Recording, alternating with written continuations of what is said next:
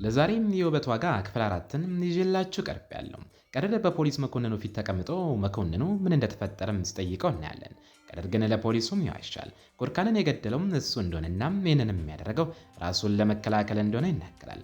መኮንኑ ግን በንግግሩ ተጠራጥሮ ስለ ሁኔታው በዝርዝር እንዲነግረውና ማንን እየጠበቀ እንደሆነ እንዲያውቅ ይጠይቀዋል። ምክንያቱም የተተኮሰውም ጥይትም የጎርካንን ጀርባ እንጂ ሆዱን አልመታውም። ይህ ማለትም ጎርካንን የተኮሰበት ሰው ከፊት ለፊቱ ሳይሆን ከጀርባው የቆመ ሰው ነበር ማለት ነው።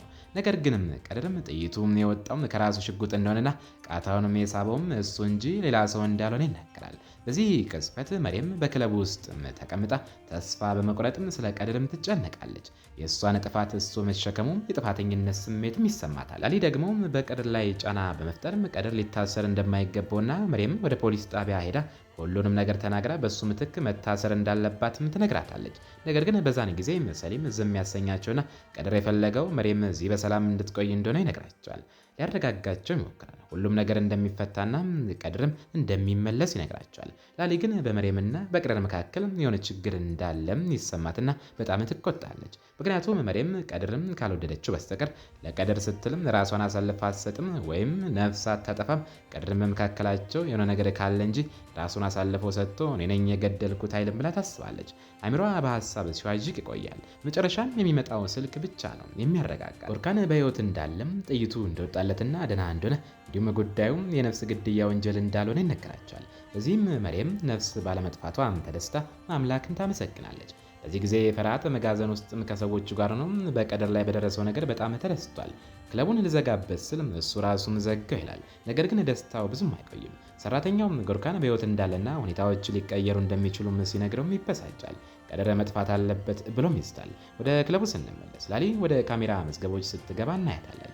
ቀደር መሪምን የሚወነጅል ምንም ነገር እንዳይኖር መዝገቦቹን በሙሉ እንድታጠፋ የነገራትን ታስታውሳለች። ላሊ ግን ክደት ለመፈጸም ትወስናለች።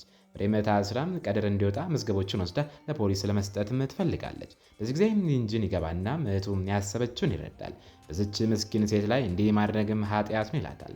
እሷም ምስኪን አይደለችም፣ ወንጀለኛ ናት።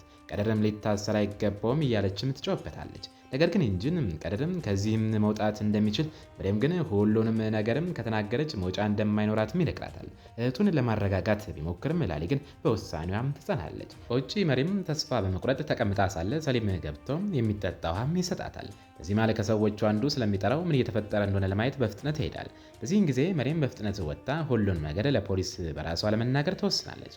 ወደ ውጭ ስትወጣ ታክሲ ለማስቆም ትሞክራለች፣ ግን የሚቆምላት አታገኝም። እዚህ ጋር ሁለት ወጣቶች ወደ እሷ ቀርበው ሊያስቸግሯት ይሞክራሉ።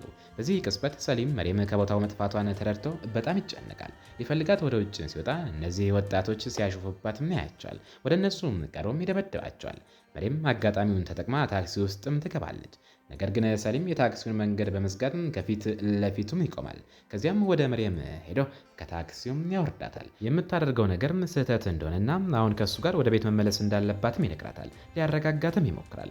ቀድር ደህና እንደሆነና ከዚህ ችግር እንደሚወጣ ጠበቃ እንዳቆመለትና ራሱን ለመከላከልም ያደረገው ስለሆነ የሚወነጅለው ምንም ነገር እንደሌለም ይነግራታል። መሪም በንግግሩ ተረታ ከሰሊም ጋር ወደ ቤትም ትሄዳለች።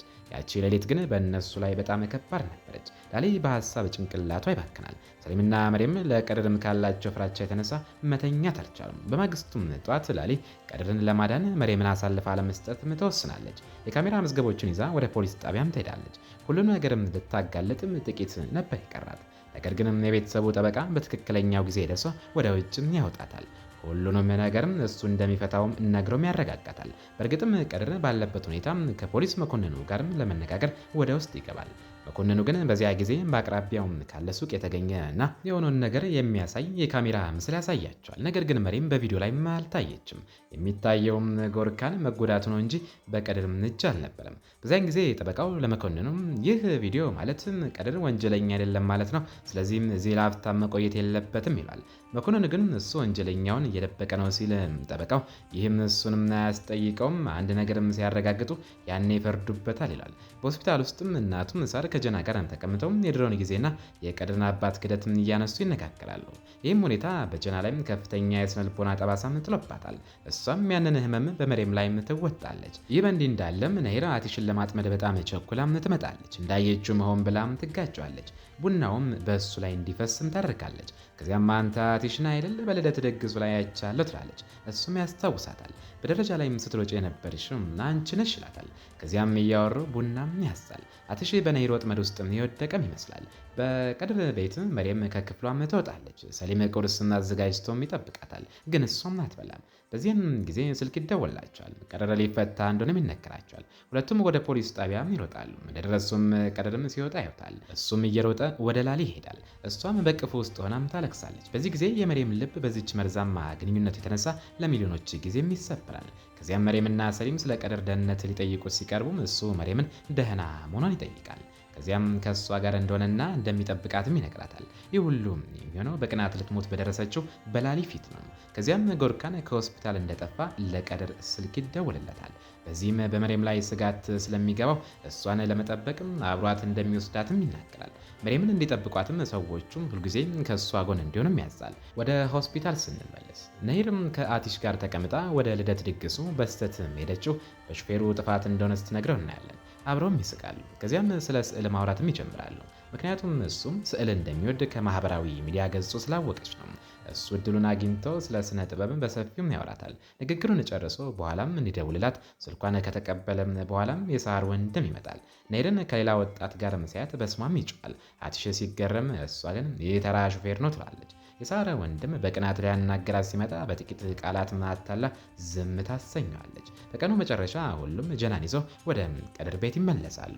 ከዚያም ሁሉም ሲሰበሰቡ ጀና ሴቶቹም ተነስተው ቤቱን እንዲያስተካክሉ ትናገራለች። በዚያን ጊዜ መሬም በኩሽና ውስጥ ሆናም የሆነውንና ያደረገችውን ነገር እያሰበች ሳለም ነሂርም ታግም ያልተቆረጠለትን ልብስ ለብሳ ወደ ሱቅ ልትመልሰው ስትገባ መሬም ትደነግጣለች። ነሂር በገባችበት ቅጽበት በመሬም እጅ የነበሩት ብርጭቆችም ይወድቃሉ። የነሂር ልብስም ይቆሻል። በመሬም ላይም መጮህም ትጀምራለች። ምን እንዳደረግሽ ታውቂያለሽ? የዚህ ልብስ ዋጋ ስንት እንደሆነ ስም ታውቂያለሽ ወይ? ማንኛውንም ነገር ከማድረግሽ በፊትም ይህን ልብስ በአስቸኳይ ማጽዳት አለብሽ ትላታለች። መሬም እንደምታጸዳ በመንገድ ይቅርታ እየጠየቀች ልታረጋጋት ትሞክራለች። ይህም ሆኖ ነሂር መጫዋን አታቁምም። በዚህ መሃል የነሂር ታናሽ እህት ገብታ ሁኔታውንም ታያለች። መሬም ብታዝንም እህቷ ጨካኝ ስለሆነች ጣልቃ መግባትም አትችልም። በሌሊት መሬም ተኝታ ሳለም ቀደርም ከፊት ለፊቷ ወንበር ላይ ተቀምጦም ይጠብቃታል። በድንገት መሬም በድንጋጤም ትነቃለች። ጭንቀትም ይታይባታል። ቀደርም ከእሷ ጋር ሆኖ በመንገርም ሊያረጋጋት ይሞክራል። መሬም ግን አስፈሪ ህልም እንዳየችና መተኛት እንዳልቻለችም ትነግረዋለች። ቀደርም ከጎኗ እንደሚሆንና እንደማይርቃትም ይነግራታል። ከዚያም ከመቀመጫው ተነስቶም አልጋ ላይ ከጎኗ ይቀመጣል። መሬም በድንገተኛ ስሜትም ራሷን በደረቱ ላይ ታስቀምጣለች። እሱም አያሳፍራትም። እንዳለች እንድትቆይም ይፈቅድላታል። ስለ ህፃንነት ትዝታቸውም ማውራት ይጀምራሉ። ለእሱ ስትልም ታደርጋቸው የነበሩትን ነገሮች ሁሉ እንደሚያስታውስ ከስራም ሲመለስ እንዴት ጠብቀው እንደነበርና ለሌሎች በተቃራኒም ለእሷ ትልቅ ቦታ እንዳለውም ይነግራታል። ደክሞትናም እጆቹ ተሰነጣጥቀው በሚመለሱበት ጊዜ ሁሉ እንዴት በለሰለሰ ሁኔታ ቅባት ትቀባው እንደነበረም ያስታውሳል። መሬም እሱ ስለ እሷ በዚህ መልኩ ማሰቡና እንዲህ በማየቱም ደስ ይላታል። ልቡም ለእሷ እየራራ እንደሆነ ይሰማታል። መሬም ስለ እሷ የሚነግረውን እያዳመጠችም ትተኛለች። ካንቀላፋች በኋላም ቀደር ያመጣላትን የአንገት ሐብል ተበጥሶም ያገኘዋል። ከዚያም ይጠግነዋል። መሬም ስትነቃም ስታየው በጣም ትደሰታለች። በደስታም ታጠልቀዋለች። ከዚያም ወደ ሳርም ሄዳ እየተደሰተች ሁሉንም ነገርም ትነግራታለች። ሳርም በደስቷም ትካፈላለች። እዚህ ጋርም ደስቷን የምታበላሸው ነሂር ትገባና በሱሪው ላይም ያለው እድፍም ስላለቀቀ በመሬም ላይም ትጮኻለች። መሬምም የቻልኩትን ያህል ማድረግ ያለው ከፈለግሽ ግን እንደገና ለማጠብ ዝግጁ ነው ማለትም ትመልሳለች። በዚህ ጊዜም ጀና መሬም ትጠራታለች። ነሂርም ለእናቷ ምንም እንዳትናገር አስጠንቅቃ ሱሪውንም ደብቃም ትወጣለች። መሬም ከጀና ጋር ለመቀመጥም ትወጣለች። ጀናም ላሊ ቀላል ሴት ስላልመሰለችና በቀደር ዙሪያም ስለምታንዣብብ እንድትጠነቀቃት ምክርም ቢጤም ትለግሳታለች። መሬም ግን ነገሩም እሷ እንደምታስበው እንዳልሆነና ላሊ ለቀደርም ክብር ስላላት ብቻ እንደሆነም ትነግራታለች። ጀና ግን እንደ መሬም ልባቸው ንጹህ የሆኑ ሰዎች ጥቂት ስለሆኑ ያንን የዋነት እንድታቆም ትነግራታለች። ከዚያም ቀደር መሬምን ይዟት ወደ ኦክሽን ቤተመንግስት ይሄዳል። ኦክሽን መሬምን አይቶ ስለ ድፍረቷና ከጎርካን ጋርም ስላደረገችው ነገር በራሱም ሊያመሰግናት ስለፈለገ ነው።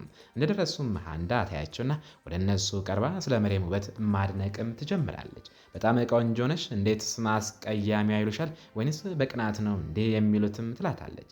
መሬምም ፈገግ ትላለች። ላሊ ወደ እነሱ ትመጣና ከቀድር ጋርም ትጣበቃለች። ለመሬምም አባቷ ፎቅ ላይ ብቻዋን እንደሚፈልጋትም ይነግራታል። መሬም ወደ ኦክሽንም ትወጣለች። እሱም በጣም ደፋር እንደሆነችና እሱም በሷ እድሜ ሳለ እንደሷ ደፋር እንደነበረም ይነግራታል። ለቀድር ስትል ለምን ራሷን አሳልፋ እንደሰጠችም ይጠይቃታል። መሬምም ጀነም ቀድር እና ሴቶቹ ቤተሰቦቿ እንደሆነና ያለነሱ መኖር እንደማትችልም ትገልጻለች። ኦክሽንም ቤተሰቦችሽ ምን እንደሆነ አውቃለሁ፣ ግን ባንቺና በቀድር መካከል ምን አለ ትወጇለሽ ብሎ ይጠይቃታል። መሬምማ እወደዋለሁ ግን የምወደው እንደ ቤተሰብ ነው በማለት ትመልሳለች። ኦክሽን ንግግሯን ከተረዳ በኋላ በጋብቻው ቀን ምን አበሳጭቶች ነበር ብሎ ይጠይቃታል። እሷም ጀነም ከእሷ ጋር ስላልነበረች እንደሆነና ያለ ቤተሰቧ መውጣት ስላለመደች እንደሆነም ትነግረዋለች። በዚያንም ጊዜ ኦክሽን በንግግሩ መሃል ፍቅረኛ አለሽ እንዴ ብሎ ይጠይቃታል። እሷም በእርግጥም የለኝም ትላለች። ከቀድር ጋርም ያላትን ጋብቻም ትክዳለች። በውጪም ቀድርም ከላሊ ጋር ቆሞ ስለ መሬም ይጨነቃል። ላሊ ግን ተቆጥታም ነገሩንም አላበዛሁም እንዴ ከጀርባዬ ምን እየተካሄደ እንደሆነ አላውቅም ትላለች። ይህ ሁሉ ንግግር የሚሆነው መሬም ወደ ታች እየወረደች ባለችበት ወቅት ነው። ቀድር መሬምን ስለማዝንላት ብቻ እንጂ ሌላ አይደለም፣ እኔ ምንም አይደለችም ሲል ትሰማዋለች። ይህ ንግግርም መሬምን በጣም ይሰብራታል። ትንፋሽ አታም ወደ ቤተ መንግስቱም የኋላም አትክልት ቦታም ትሄዳለች። እንጂንም አይቷት ወደ እሷ አቅርቦም አግዟት እንድትቀመጥ ያደርጋታል። ምን እንደሆነችም ይጠይቃታል። እሷም የትንፋሽ ማጠር እንጂ ሌላ አይደለም ትላለች። እሱም ሊያጫውታትና ሊያስቃት ይሞክራል። አሁን ያለበትም አዲስም ለውጥም ስታይል ቆንጆ እንደሆነም ይጠይቃታል። እሷም በእርግጥም ቆንጆ እንደሆነም ትነግረዋለች። ኦክሽን ከፎቅ ላይ ሆኖ ያያቸዋል። ኦክሽን የኢንጂንን ባሪ የሚያስተካክልለት ሰው ሲፈልግ ስለነበረ መሬም ለዚህ ተግባር ተስማሚ እንደሆነችም ያስባል። ኦክሽን እያያቸው ሳለ ቀድር ወደ እነሱም ይገባል። ስለ መሬምም ይጠይቀዋል። ኦክሽን አትጨነቅም እያመሰገንኳት ነበር ማለትም ይመልስለታል። ስለ ጎርካን ምን እያደረግክ ነው ብሎም ይጠይቀዋል። ቀድርም ሰዎቹም እየፈለጉት እንደሆነም ይነግራል። በዚያው ቅጽበት ስልክ ይደውልለታል። የጎርካንን መገኛ ቦታ እንዳወቁም ሲሰማ ኦክሽንን ሁሉንም ነገር በቁጥጥር ስር እንደሆነ በመንገድም ያረጋጓል። ወደታች ስንመለስ ኢንጂን ለመሬም ውሃ ይዞላት መጥቶ ሲያወሩ እናያለን። በዚያን ጊዜ ላሊ ገብታ በንግግሯም ቅር አሰኝታት ከሆነ ይቅርታም ትጠይቃለች። መሬምም እንዳልተቀየመችም ትነግራታለች። ከዚያም ቀድርን ወደታችም ወርዶም ስራ እንዳለበትም ይነግራቸዋል። መሬምም እዚያው እንድትቆይም ይጠይቃታል። ኢንጂን ጣልቃ ገብቶ ወደ ክለቡ እንደሚሄድና መሬምንም ይዟት እንደሚሄድም ይናገራል። ቀድር መጀመሪያ መሬምንም የትም አትወስዳትም ቢልም መሬም ግንም ከኢንጂን ጋር ለመሄድም ትስማማለች። ቀድርም ሳይከለክላትም ራሳቸውን እንዲጠብቁ ነግሯቸው ወደ ስራው ይሄዳል። በዚያን ጊዜ በቀድር ቤትም ነሂርም ከእናቷና ከእህቷ ጋር ለመውጣትም ትዘጋጃለች። ነገር ግን አቲሽ ሊያገኛት እንደሚፈልግ መልእክትም ይደርሳታል። ከእሱ ጋር ለመውጣት እንድትችልም የታመመች በመምሰል አብራቸው እንደማትመጣም ትነግራቸዋለች። እናቷም ታምናታለች። ነገር ግን ነሂርም እውነቱን ለእህቷም ትነግራታለች። ይህም እነሱ ሲመለሱ እንድታስጠነቅቃትና እንዳትያዝ ነው። እነሱም እንደወጡም ተዘጋጅታ አቲሽን ለማግኘትም ትወጣለች። በሌላ በኩል መሬም ከኢንጂን ጋር ክለቡም ትደርሳለች። እዚያም ከሁሉም ሰው የሚገርም አቀባበል ይደረግላታል። ሁሉም ሰው በደስታ ያያት ስሟን ይጠራል። እሷም በመገረም ኢንጂንን ትጠይቀዋለች። እሱም ቀድርንና ክለቡንም ስለታደገች በሁሉም ሰው ዘንድ እንደ ጀግና እንደሆነችም ይነግራታል። ቀድርን በማዳኗም ክለቡ እንዳይዘጋ ስላደረገው መሬም በደስታም ትፈነጥዛለች። በክለቡም ውስጥም የሚሆነውን ነገርም ትከታተላለች። ሌላ በኩልም ቀድርም ጎርካን ያለበትም ሄዶ ይጠብቀዋል። ጎርካን ሲገባም ቀድር በረጋ መንፈስ ቸኮሌት እየበላም እዚያው ተቀምጠው ሲያዩ ይገረማል። ጎርካንም ቀድር እንዳየው ሊሮጥ ሲሞክር ከሰዎቹ አንዱ በደረጃ ላይ ቆሞ ያገኘዋል። ከዚያም ወደ ጣራው ሊወጣ ሲል ሰሊም እዚያው ሲጠብቀው ያገኘዋል። ከዚያም ቀድር እየሳቀ ወደ ጣራው ይወጣል። ወዴት ነው ወዳጄ? መግባት እንጂ መውጣት ቀላል ይመስላል ይሏል። እሱና ሰሊም ከበውት ማን እንደላከውም ይጠይቁታል። እሱም ከመጀመሪያው እስከ መጨረሻው ሁሉንም ነገር ይነግራቸዋል። እንደገና ወደ መሬም ስንመለስ ከአንዲት ዘፋኝ ጋር በሐሳብ ተውጣ እናያታለን። አንዳም ወደ እሷ ትመጣለች፣ አንዳም ሁኔታው ደስ ይላል። እንደ ዘፋኙ አንቺም ንግስት መሆን አለብሽም፣ አንቺ የራስሽ ቆንጆ ነሽ፣ በጥቂት ሜካፕና ለውጦች ደግሞ ውበትሽን ይጨምራል ትላታለች። መሬምም ትስማማለች። ነሂርም አቲሽን በሚስጥርም የስዕል መሳያ ቦታም ታገኘዋለች። ስለ ምስልም ማውራት ትጀምራለች። ነገር ግን ምንም እንደማታውቅም በግልጽም ይታያል። ለጥበብ ያላት እውቀት በጣም ላዩን ብቻ እንደሆነም ትነግረዋለች። አቲሽ ግን ግልጽነቷን እንደሚወድላትና ከሚያውቃቸው ሌሎች ልጃገረዶችም የተለየች እንደሆነችም ይነግራታል። መቀጠልም በሆስፒታሉ ስላለው ስራውና የአባቱን ስራ በሙሉ እሱ እንደሚሰራም ይነግራታል። ምክንያቱም እሱ ብቸኛ ወንድ ልጅም ስለሆነ ነው። ነሂርም በልቧ ይህማ በጣም ቆንጆ ነው ትላለች። ወደ መሬም ስንመለስ አንዳ የመረጠችላትን ልብስ እንድትለብስም ታደርጋለች። ትኳኳላለችም። ወደ ነሂር ስንመለስ ግን በድንገት የቤቱ ደወል ይጮኻል። የገባችም የአቲሽ እናት ናት። ይህች ሴትም ነይርም ጎትቻ የሰረቀችባት ያችውም ሴት ናት። ሰላምታ ተለዋውጠው አብረው መብላትን ይጀምራሉ።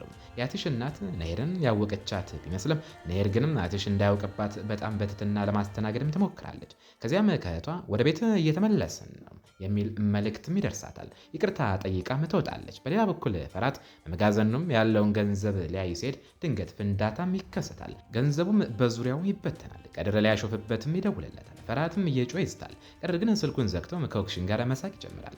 ኦክሽን ለቀድር በአንተ ላይ የምወደውም ይህንኑ ጥንካሬን ነው ይላል። ላሊ ስለ መሬም ደህንነት ለማወቅም ትደውላለች።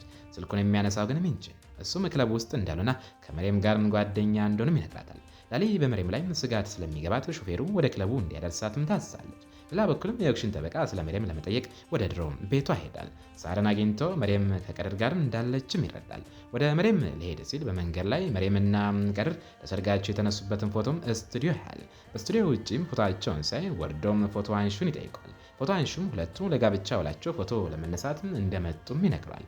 ስለ መሬምም የዋህነትም ያወራለታል። ጠበቃውም መሬም ለምን መሬቷን ለቀድር ሰጥታ ክለቡን እንዳዳነችም ይገባዋል። መሬም ከአንዳ ጋር በጣም ተውባም ትወጣለች። አጭርና ቆንጆ ልብስ ለብሳ እንደ ንግስት ተኩላ ስትወጣም ሁሉም በውበታም ይደንቃሉ።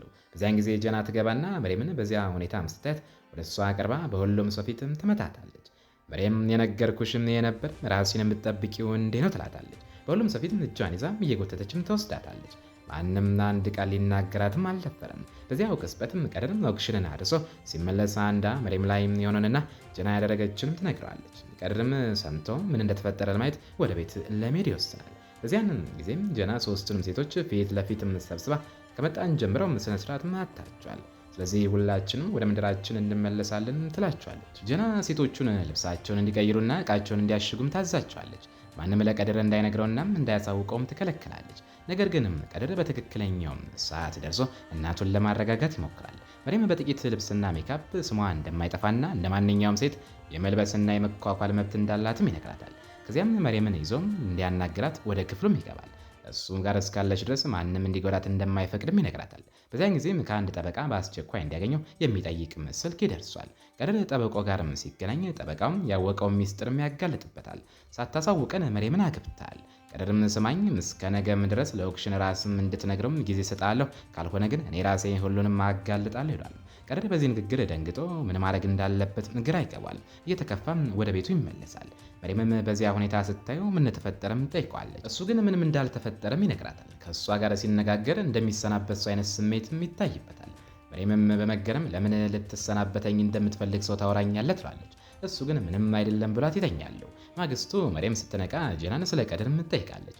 ጀናም ተከፍቶ እንደወጣና ምክንያቱም ግን እንደማታውቅም ትነግራታለች። መሬምም ትገረማል። ስለ ቀድርም ልቧም ይጨነቃል። ለጀና ዳቦ ላምጣ ወደታችም ወርዳለሁ ብላም ትወጣለች። በዚያን ጊዜም ቀድርም ኦክሽን ቤተ መንግስት ይደርሳል። ጠበቃውንም እዚያው ያገኛል። ሚስጥሩ መታወቁንም ይረዳል። ኦክሽን ስለ ክህደት ማውራት ይጀምራል። ክህደት ለእሱ በጣም የሚወደው ሰው ቢሆን እንኳ በፍጹም ይቅር የማይለው ነገር እንደሆነም ይገልጻል። በሌላ በኩል መሬም በመንገድ ላይ እየሄደች ሳለ አንዲት መኪና ፊት ለፊቷም ትቆማለች። ፍርሃትም ከመኪና ወርዶም እንዲህ ይላታል። የኔም አይን ቢበላሽ እንኳ የቀድር አይን በፍጹም አያይም ማለት ነው። ለዚህ ሁሉ ውበት እንዴት አስቀያሚዋም ይላታል። መሬምም በመገረም ማን አንተ ብላ ትጠይቋለች። እሱም ማን እንደሆንኩ አሳይሻለሁ ይላታል። የዛሬው ክፍል ይመስላል። በቀጣይስ ምን ይፈጠር ይሆን?